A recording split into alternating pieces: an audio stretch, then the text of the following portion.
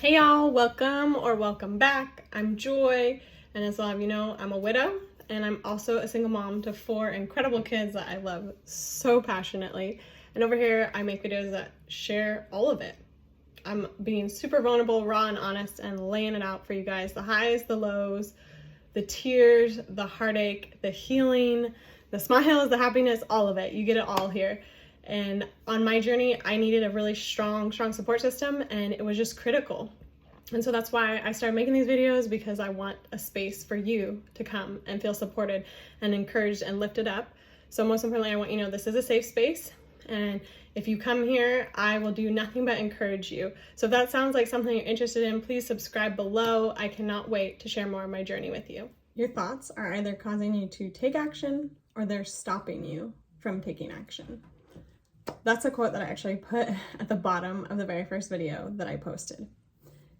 And I wanted to swing back around to it because it's something that's in my journal, and I'm big on journaling. If you watch my videos, you know that it's like so healing and restorative for me. And I like reading back over because I see the growth and I see the big monumental moments and quotes and things that stuck with me, and the prayers and the ways that God has like healed my heart. And so I always want to come back around to it. So that quote I got from my friends in my mental health space, and it stuck so hard. Like it was just always going to be a part of who I am now. And it's really cool because it's on the first video, and I'm now into, I don't even know how many, 8 videos, 9 videos, whatever deep I am.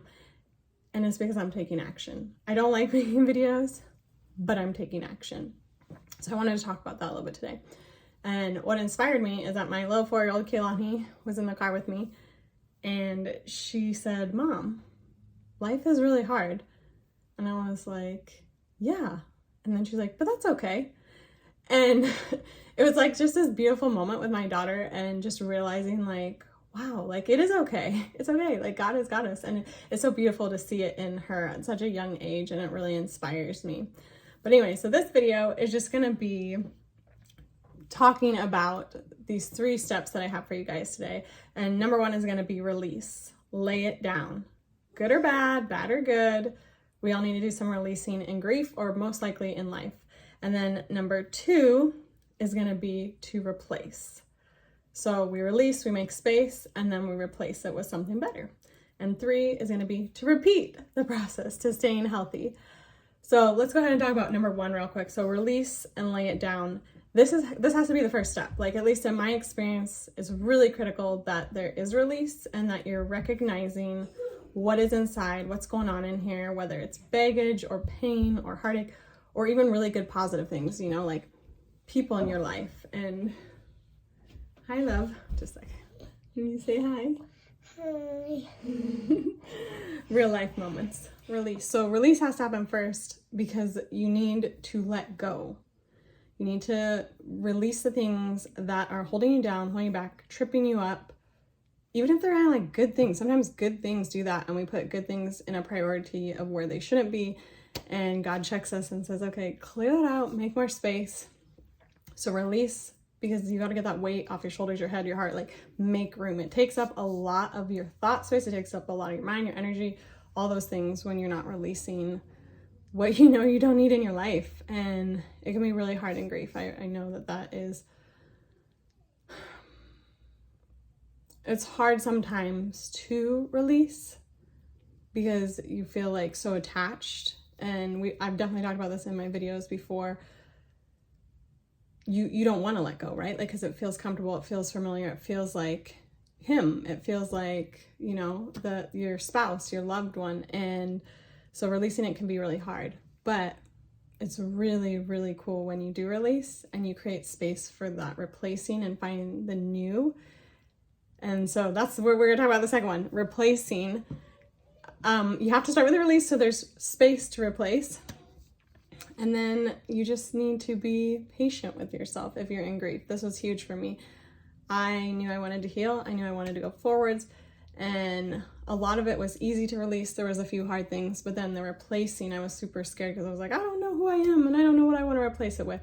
But God helped me along the way. And I think what's really important is just to start really simple and small. And I've said that you're going to hear so many things repeated in my video, you guys, because it, it deserves repeating. Replacing, I always start really simple, and I've said that before. It starts with gratitude.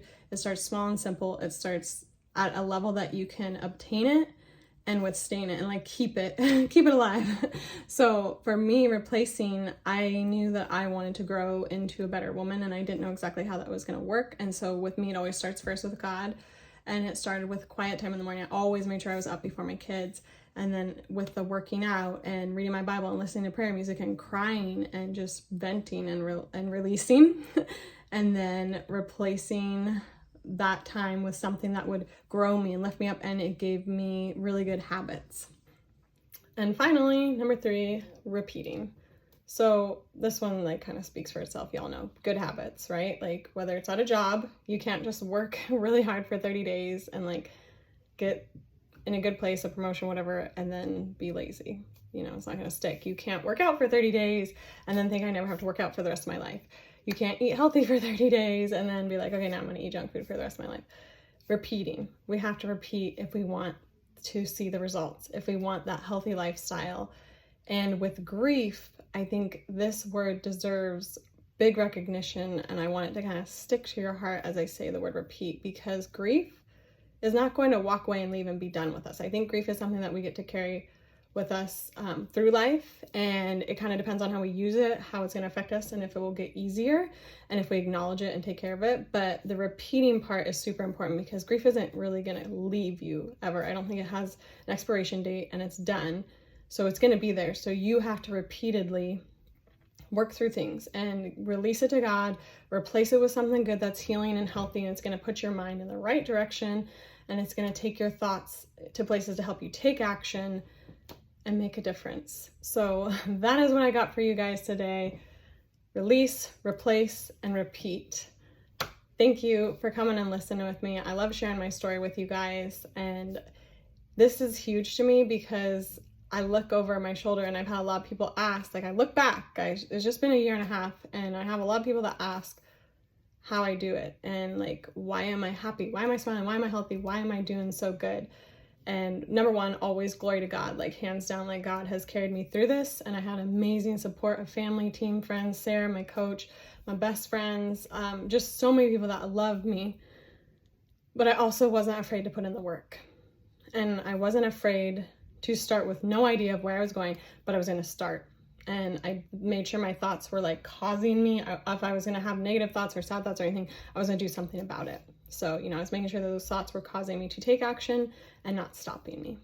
All right, I hope you guys have a blessed week. I'll talk to you soon.